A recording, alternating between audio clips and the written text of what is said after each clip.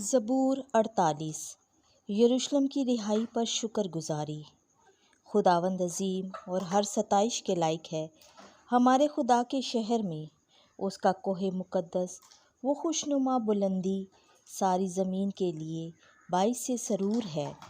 کوہ سیون شمال کی جانب شاہ عظیم کا شہر ہے۔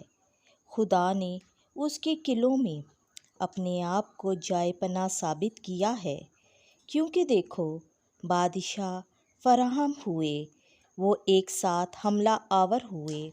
دیکھو وہ دیکھ کر حیران ہوئے، گھبرا گئے اور فرار ہوئے۔ کپکپی نے انہیں وہیں پکڑا، یعنی ایک ایسے درد نے جسے درد ذا جیسا کہ مشرقی ہوا ترشیشی جہازوں کو توڑ ڈالتی ہے۔ رب الفاج کے شہر میں جیسا ہم نے سنا تھا ویسا ہی ہم نے دیکھا ہے ہمارے خدا کے شہر میں۔ خدا اسے ابد تک برقرار رکھتا ہے۔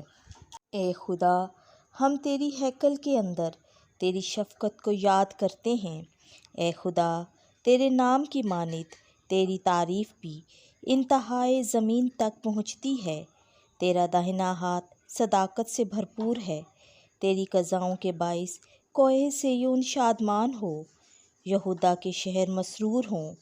سیون کا طواف کرو اور اس کے گرد پھرو، اس کے برجوں کو شمار کرو، اس کی فصیلوں پر غور کرو، اس کے قصروں کی گشت کرو، تاکہ تم آئندہ پشت سے بیان کر سکو کہ خدا کس قدر عظیم ہے۔